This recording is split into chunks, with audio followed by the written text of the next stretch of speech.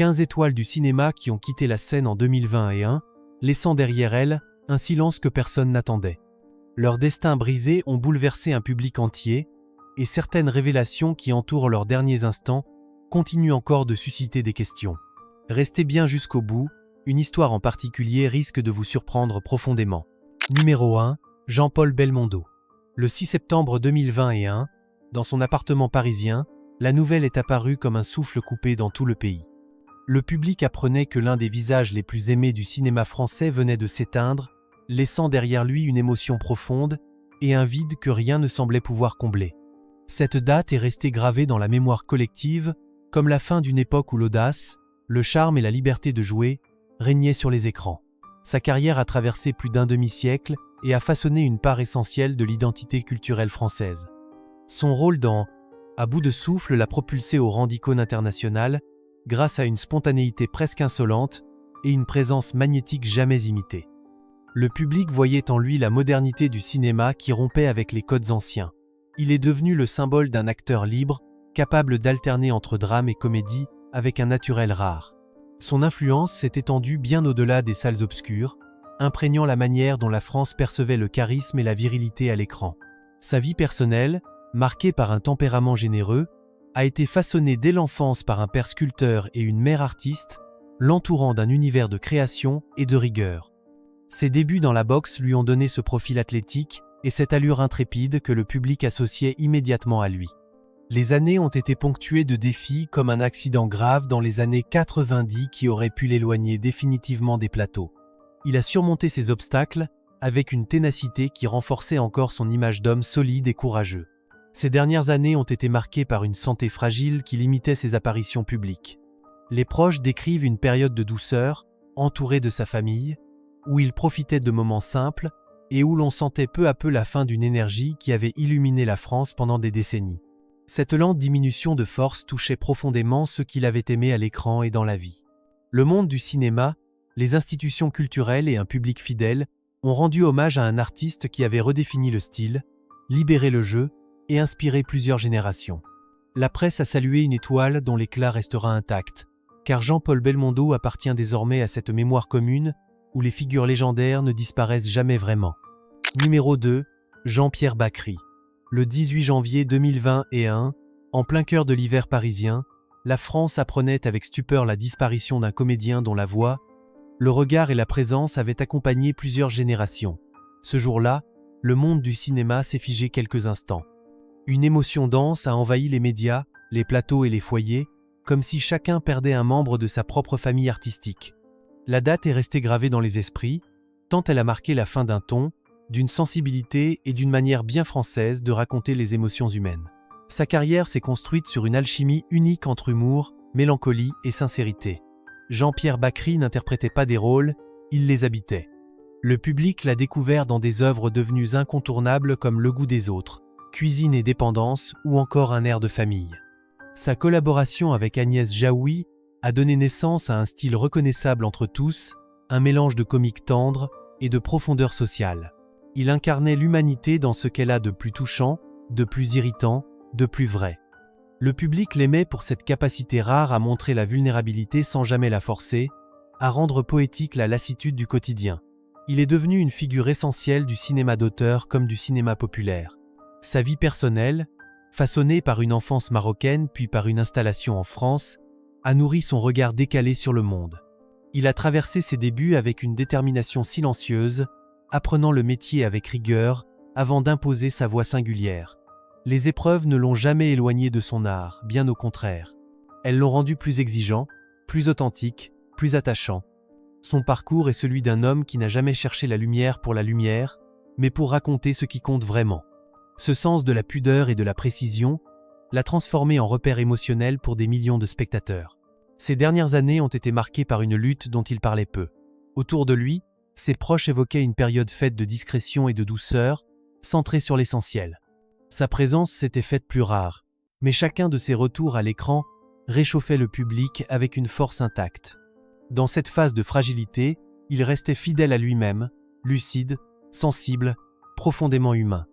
À l'annonce de sa disparition, les cinéastes, les acteurs, les institutions culturelles et un public bouleversé On saluait un artiste dont la parole et le jeu ont transformé durablement le paysage cinématographique français. Jean-Pierre Bacry laisse derrière lui une œuvre qui continue de parler à chacun de nous. Et vous, quels souvenirs gardez-vous de lui dans vos films préférés? Numéro 3. Étienne Drabert.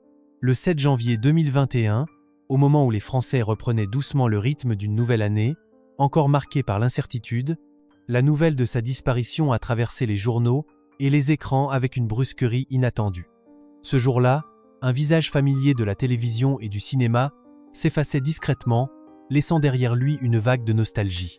Beaucoup se souvenaient de son sourire doux, de cette présence rassurante qui donnait aux scènes les plus ordinaires une chaleur tendre et inimitable. La date est restée attachée à l'image d'un artiste dont la finesse avait marqué plusieurs générations sans jamais chercher la lumière pour lui-même. Sa carrière s'était construite au fil des décennies avec une régularité admirable. Étienne Drabert appartenait à cette catégorie d'acteurs capables d'apporter une nuance particulière à chaque rôle, qu'il soit bref ou central. Il avait joué dans de nombreux films populaires, mais c'est souvent à la télévision que le public avait appris à l'aimer, notamment grâce à des apparitions dans des séries devenues cultes pour beaucoup de foyers français. Il incarnait avec naturel des personnages bienveillants, parfois maladroits, souvent attachants, dont la sincérité touchait le cœur du spectateur. Cette capacité à rendre vrai ce qui ne l'était pas encore faisait de lui un symbole discret, mais indispensable de la culture audiovisuelle française. Sa vie personnelle avait été façonnée par un parcours artistique débuté très tôt, nourri par un goût profond pour le théâtre. Il avait traversé les années avec une humilité rare, fidèle à son métier comme à sa manière d'être. Les défis de la vie, les longues périodes de travail, les exigences du plateau avaient forgé un homme patient, attentif, profondément investi dans son art. Ceux qui l'ont côtoyé se souvenaient d'un artiste généreux, toujours prêt à encourager les plus jeunes. Son existence était rythmée par cette volonté d'apprendre, de progresser, de partager ce qu'il aimait. Les dernières années avaient été plus calmes, marquées par un rythme de travail moins intense. Sa santé, fragile depuis quelque temps, l'avait éloigné de certaines scènes et de certains studios où il avait passé tant de journées. Ses proches évoquaient cette période comme un moment centré sur la famille, sur les échanges simples, sur la douceur du quotidien. L'homme que le public connaissait pour son sourire restait fidèle à cette lumière intérieure, même lorsque les forces diminuaient. À l'annonce de sa disparition, les collègues, les réalisateurs, les chaînes de télévision et un grand nombre de téléspectateurs ont exprimé leur émotion. Tous saluaient un acteur modeste mais essentiel, un visage qui avait accompagné tant de soirées françaises. Étienne Drabert laisse derrière lui le souvenir d'un artiste profondément humain, dont la présence continue d'habiter ceux qui l'ont découvert au fil des années. Numéro 4. Nathalie Delon.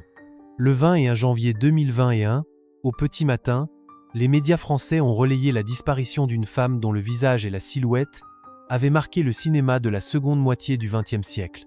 Cette date est devenue le symbole d'un départ silencieux mais profondément ressenti, tant son nom restait associé à une époque de liberté artistique, de beauté naturelle et d'élégance sans effort.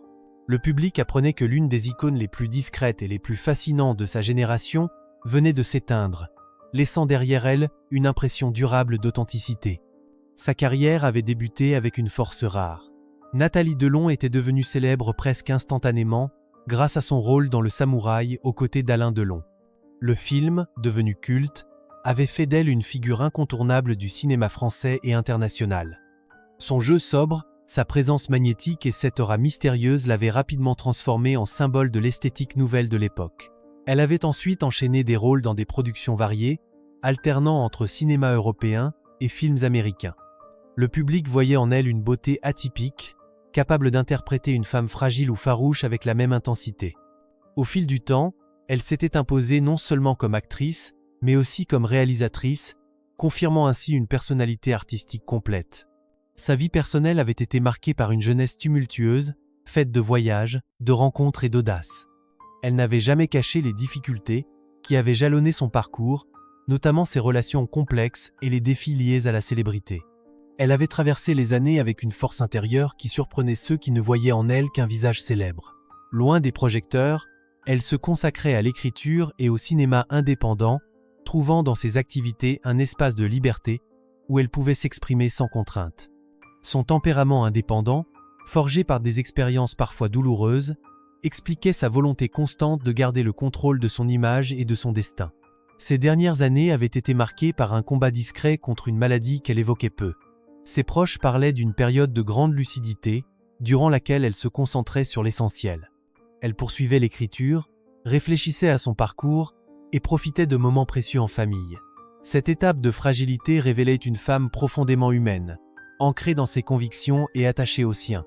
À l'annonce de sa disparition, les journaux, les institutions culturelles et les passionnés de cinéma ont salué une artiste dont la grâce et la sincérité avaient traversé les décennies.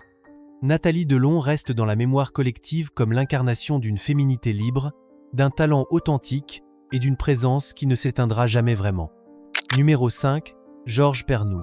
Le 10 janvier 2021, au cours d'une matinée d'hiver calme et sans éclat, la France apprenait que la voix familière de l'émission Thalassa s'était tue. Cette date résonnait comme la fin d'une ère, celle d'un homme qui avait accompagné pendant des décennies les soirées de millions de téléspectateurs. Le public découvrait avec émotion que cet animateur et journaliste, devenu un repère audiovisuel, avait quitté la scène, laissant derrière lui des images marines, des récits de voyage et une sensibilité rare pour raconter le monde. Sa carrière était intimement liée à l'aventure de Thalassa, qu'il avait incarnée pendant près de 4 décennies. Georges Pernou n'était pas un simple présentateur. Il était devenu, aux yeux du public, l'âme de l'émission. Sa voix douce et posée, son regard curieux, son respect profond pour la mer et les gens qui y vivaient, avaient donné au programme une identité unique. Il avait exploré les océans, les ports, les traditions maritimes, apportant dans les foyers français un souffle d'ailleurs et de liberté. Il représentait une forme de journalisme humain, patient, attentif, centré sur les histoires vraies. Cette approche avait fait de lui une figure incontournable, aimé pour sa simplicité et son authenticité. Son parcours personnel expliquait cette passion pour l'image et le récit. Né à Rabat, il avait grandi dans un environnement ouvert sur le monde, marqué par la lumière, le voyage et la diversité des cultures. Avant la télévision, il avait travaillé comme caméraman, découvrant les coulisses de la narration visuelle. Il avait couvert des événements exigeants, filmé des environnements difficiles et appris à observer avant de parler. Ces expériences avaient développé chez lui une humilité rare, un sens profond de la transmission et une empathie sincère pour les personnes croisées en chemin. Sa vie était faite de déplacements, de rencontres, d'efforts et de découvertes, autant d'éléments qui avaient forgé un homme profondément attaché au monde maritime. Ces dernières années avaient été marquées par un retrait progressif de la vie médiatique. Sa santé fragile l'éloignait des plateaux et limitait ses déplacements. Ses proches évoquaient une période où il se concentrait sur sa famille, relisait ses carnets, repensait au voyage qui avait façonné sa vie et retrouvait la sérénité d'un quotidien plus calme. Malgré la fatigue, il gardait cette douceur dans le regard, cette forme de bienveillance qui avait toujours été sa signature.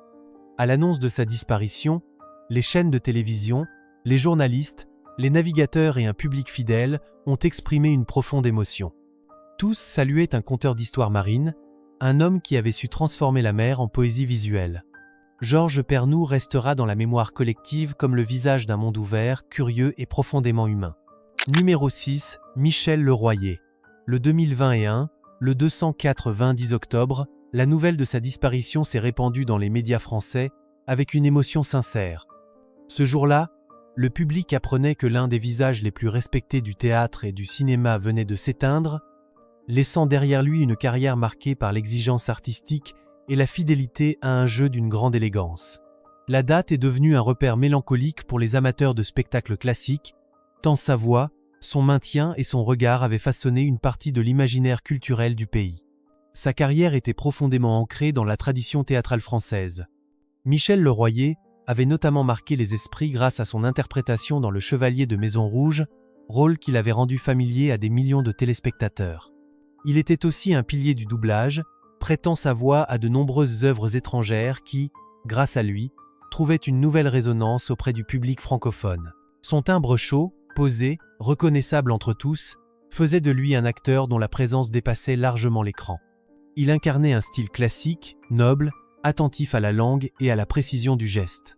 Son influence se retrouvait dans l'admiration que lui vouaient les générations qui suivaient. Sa vie personnelle avait connu des étapes déterminantes. Formé au Conservatoire national supérieur d'art dramatique, il avait traversé ses débuts avec une rigueur qui impressionnait ses professeurs et ses camarades. Son parcours avait été ponctué d'efforts continus, de remises en question et de volonté farouche d'honorer l'art dramatique dans sa forme la plus pure. Il avait connu des années de travail acharné, alternant théâtre, télévision et enregistrements vocaux, portant chaque projet avec le même engagement. Les défis inhérents à une carrière longue, et parfois exigeante, l'avaient renforcé, lui donnant une maturité artistique dont témoignait chacune de ses apparitions. Ces dernières années, marquées par un retrait progressif, avaient été teintées de fragilité. Son état de santé l'avait éloigné des scènes et des studios, laissant place à un quotidien plus calme, centré sur la réflexion et la proximité des siens. Ses proches rapportaient une période empreinte de douceur, durant laquelle il mesurait le chemin parcouru. Il restait attentif aux évolutions du monde artistique, observant avec tendresse les nouvelles voies qui prenaient place.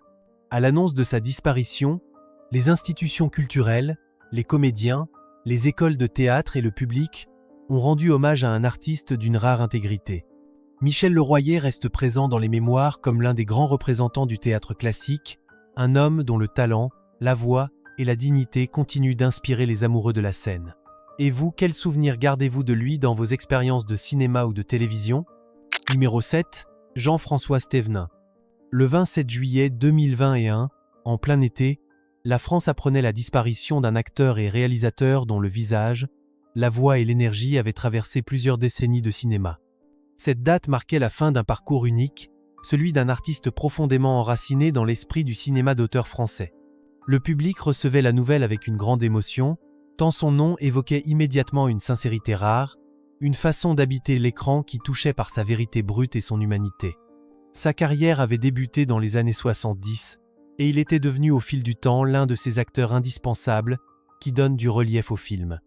Jean-François Stévenin apparaissait dans des œuvres devenues incontournables comme Passe-Montagne, L'Argent de poche ou encore Le Petit Lieutenant.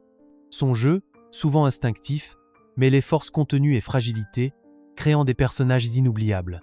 Il avait également réalisé plusieurs films, confirmant un regard personnel et libre sur le monde.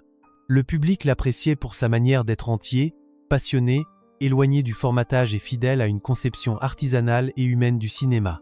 Il représentait l'esprit d'un cinéma vivant, fait de rencontres, d'audace et de sensibilité. Son parcours personnel avait façonné cet artiste singulier. Né dans une famille nombreuse, il avait grandi dans un environnement qui lui apprit tôt la débrouillardise, l'observation et la curiosité. Ses débuts avaient été marqués par un profond désir de comprendre le métier de l'intérieur. Avant d'être acteur, il avait travaillé comme assistant et technicien, apprenant le fonctionnement précis des plateaux. Cette expérience lui donna une vision globale du cinéma, renforçant son respect pour chaque étape du processus de création. Les obstacles n'avaient jamais manqué, mais il avançait avec une détermination instinctive, convaincu que l'authenticité devait rester au cœur de son art. Les dernières années avaient apporté leur lot de fragilité. Jean-François Stévenin apparaissait moins souvent, préférant se concentrer sur sa famille et sur cette réflexion intérieure que beaucoup d'artistes connaissent en fin de parcours. Son énergie n'était plus la même, mais son regard restait vif, attentif, empreint d'une douceur nouvelle. Sa santé déclinait lentement, ce qui l'éloignait des plateaux, mais jamais de son amour du cinéma. Ceux qui l'ont côtoyé évoquaient une période de calme, teintée de lucidité et de tendresse. À l'annonce de sa disparition, les acteurs, les réalisateurs, les festivals et les admirateurs du cinéma d'auteur ont salué une personnalité essentielle de l'art français. Jean-François Stévenin laisse derrière lui une œuvre humble, puissante et profondément humaine, dont l'empreinte continue de résonner dans la mémoire collective. Numéro 8. Yves Régnier.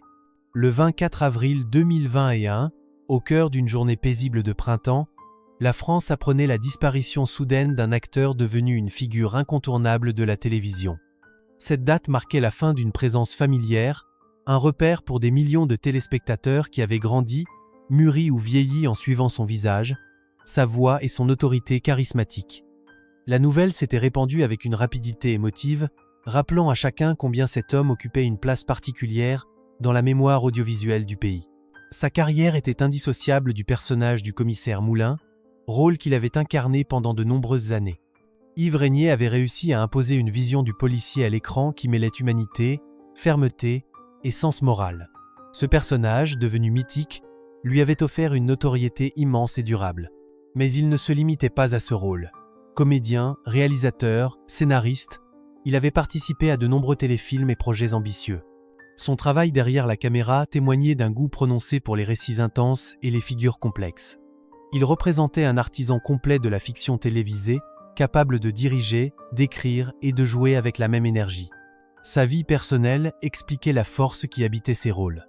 Né à Berne, il avait grandi entre plusieurs cultures, ce qui nourrissait son ouverture d'esprit et un tempérament curieux. Ses débuts n'avaient rien de simple. Il avait dû s'imposer dans un milieu exigeant, traversant des périodes d'incertitude et de remise en question. Sa détermination l'avait porté vers une carrière pleine et riche, au sein de laquelle il cherchait constamment à apprendre. Les témoignages de ceux qui l'ont connu soulignaient un homme direct, passionné, parfois abrupt, mais profondément engagé dans son travail. Cette intensité se retrouvait dans son jeu, dans ses choix de mise en scène et dans sa manière de construire des personnages forts. Ces dernières années avaient été marquées par une activité toujours vive, bien que sa santé connaissait quelques fragilités. Il poursuivait ses projets avec l'ardeur qui l'avait toujours caractérisé. Il travaillait encore derrière la caméra, préparait de nouvelles fictions et continuait de nourrir des idées. Ses proches évoquaient un homme qui refusait de ralentir, animé par une envie profonde de raconter des histoires. Ce refus du repos, cet attachement viscéral à son art, donnait à cette période une intensité singulière.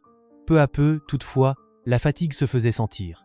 À l'annonce de sa disparition, les chaînes de télévision, les acteurs, les réalisateurs et un public fidèle ont salué un artiste qui avait profondément marqué la fiction française. Yves Régnier demeure dans les mémoires comme l'une des grandes voix de la télévision, un homme dont la passion et l'engagement ont laissé une empreinte durable. Numéro 9, Christopher Plummer.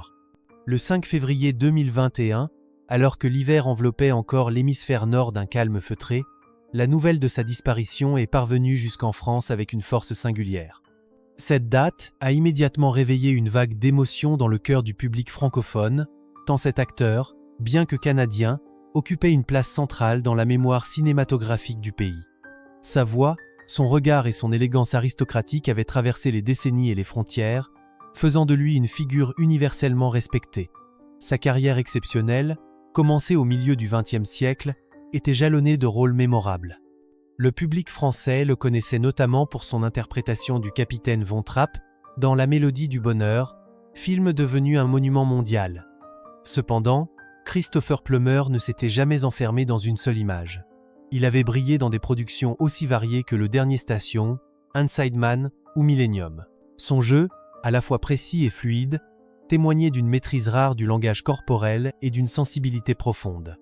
Il appartenait à cette génération d'acteurs capables d'incarner la complexité humaine avec une noblesse naturelle. Son influence allait bien au-delà du cinéma, touchant le théâtre, la télévision et le doublage. En France, il était considéré comme l'un des derniers géants classiques de l'écran.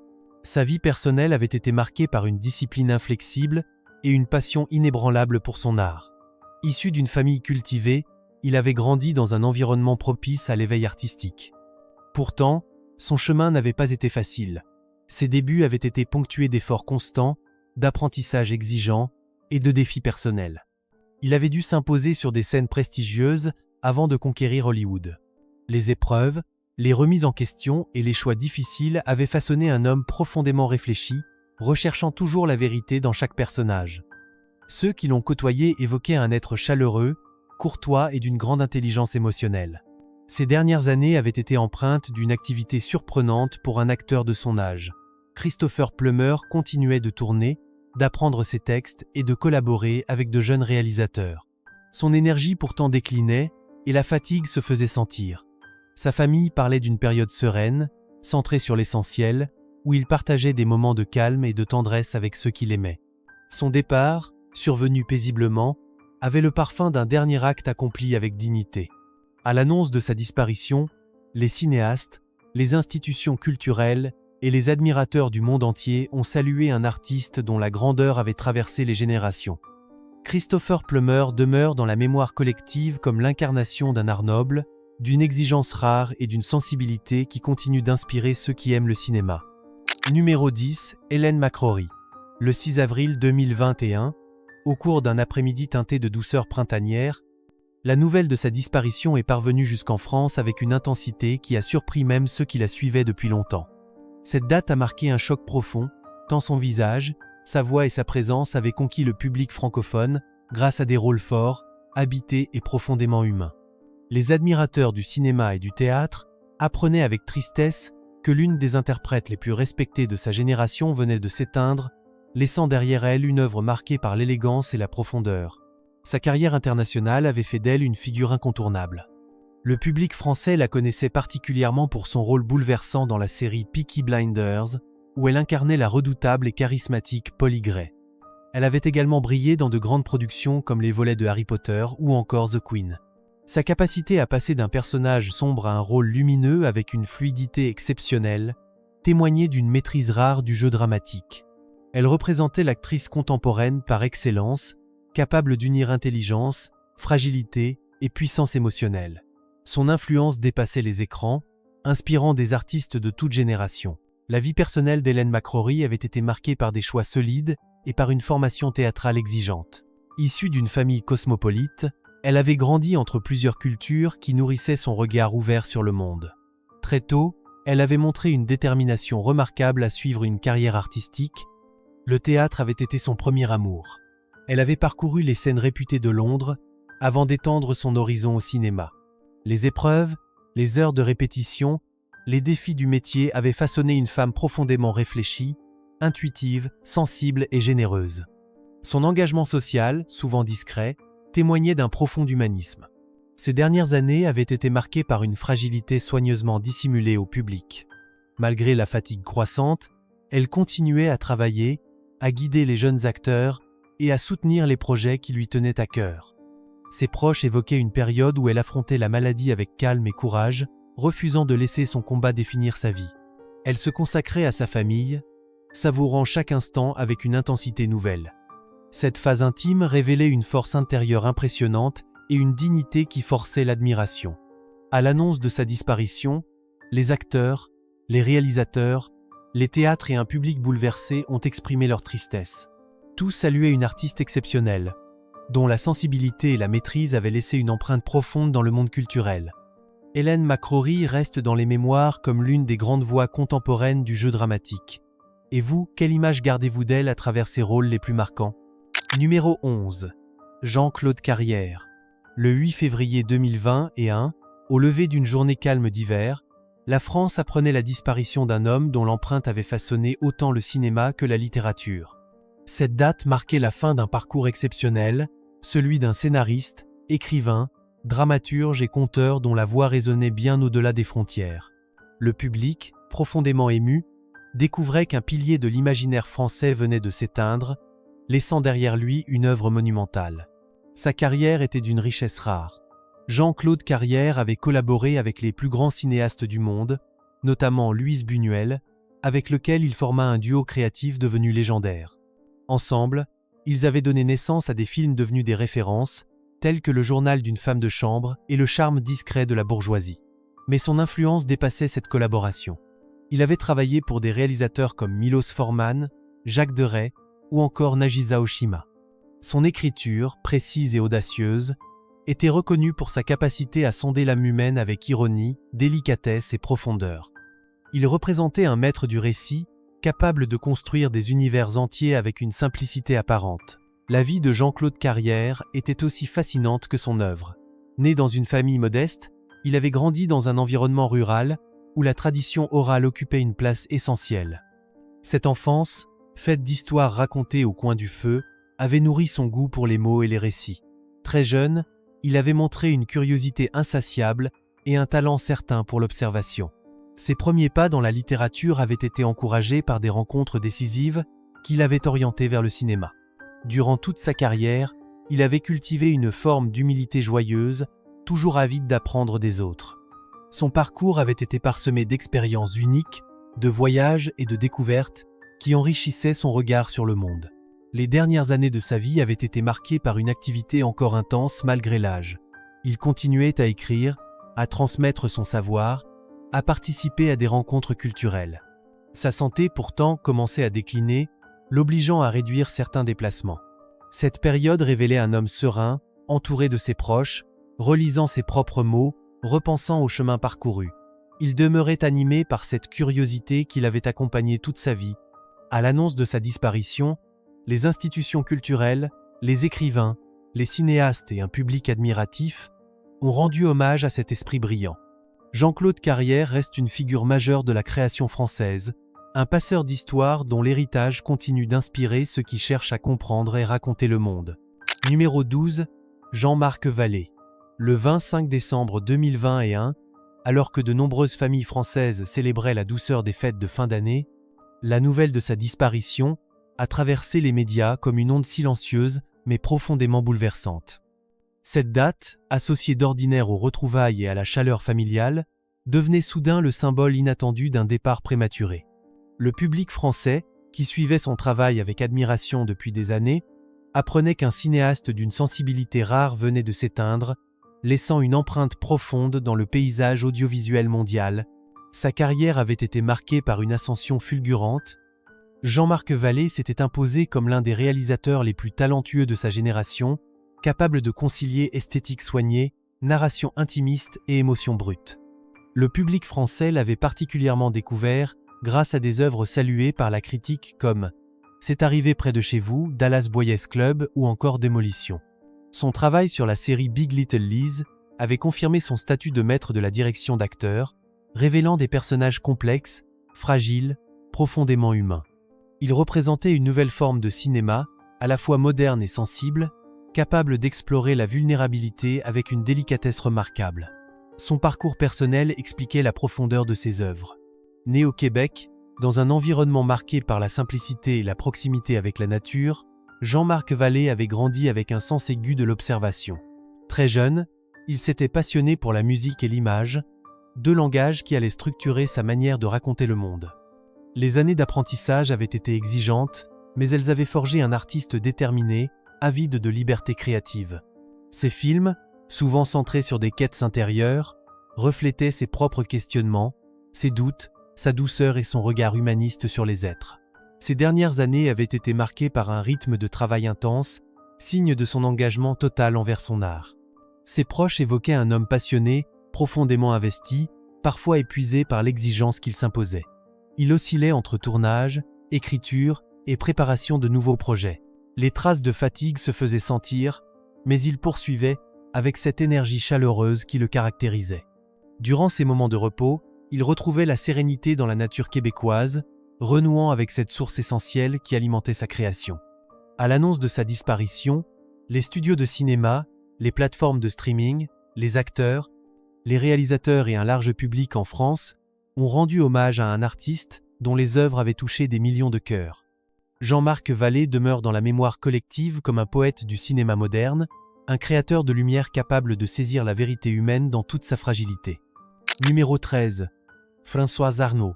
Le 20 juillet 2021, au cœur d'une journée d'été lumineuse, la France apprenait la disparition d'une actrice dont le nom évoquait instantanément l'âge d'or du cinéma hexagonal.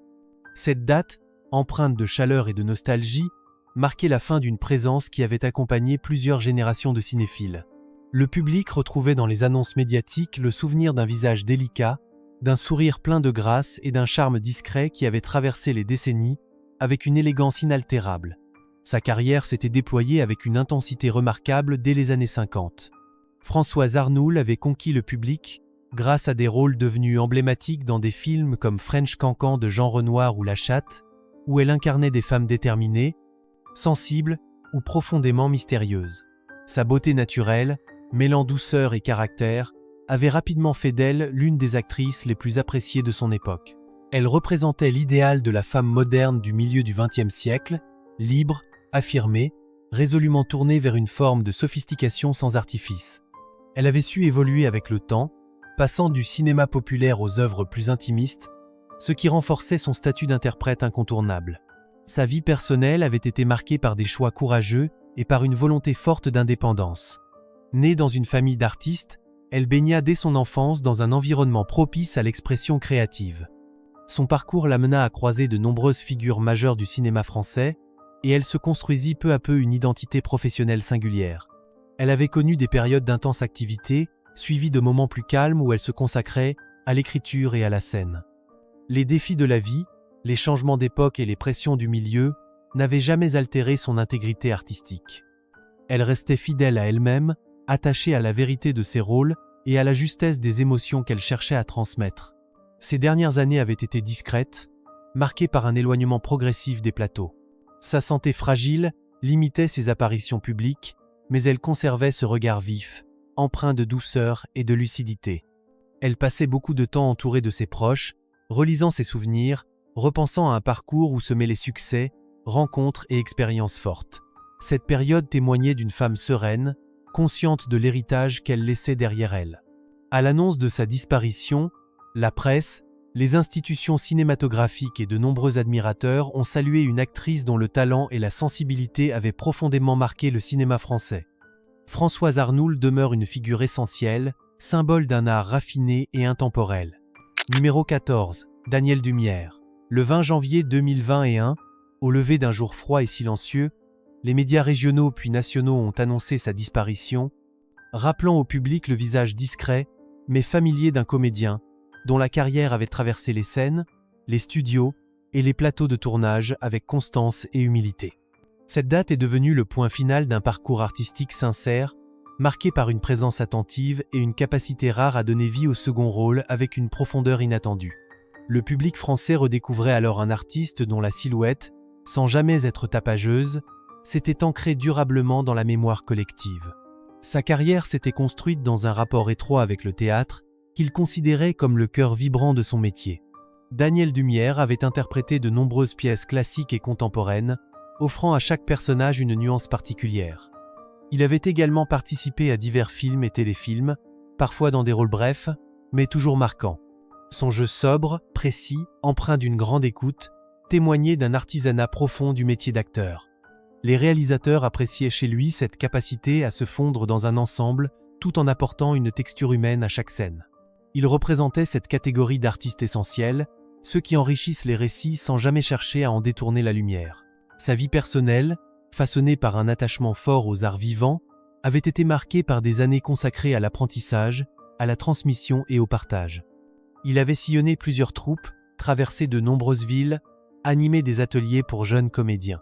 Son parcours reflétait une curiosité intacte, une volonté constante de progresser, une fidélité profonde au travail collectif. Les défis qu'il avait rencontrés au fil des années, notamment les incertitudes typiques du métier, avaient renforcé sa ténacité. Ceux qui l'ont côtoyé évoquaient un homme généreux, discret, attentif, guidé par une grande sensibilité. Ses dernières années avaient été plus calmes, marquées par un éloignement progressif des scènes. Sa santé fragile l'avait conduit à réduire ses activités, mais il conservait une passion vive pour le théâtre et le cinéma, qu'il suivait assidûment. Entouré de ses proches, il se repliait sur des moments de lecture, de réflexion, parfois de souvenirs. Cette période témoignait d'une lucidité apaisée, empreinte de gratitude pour les chemins parcourus. À l'annonce de sa disparition, les compagnies de théâtre, les acteurs et de nombreux spectateurs ont souligné la valeur humaine et artistique de son parcours. Danielle Dumière demeure dans la mémoire collective comme un comédien sincère, fidèle à son art et animé par une profondeur humaine qui transcende le temps. Numéro 15. Gaspard Ulliel.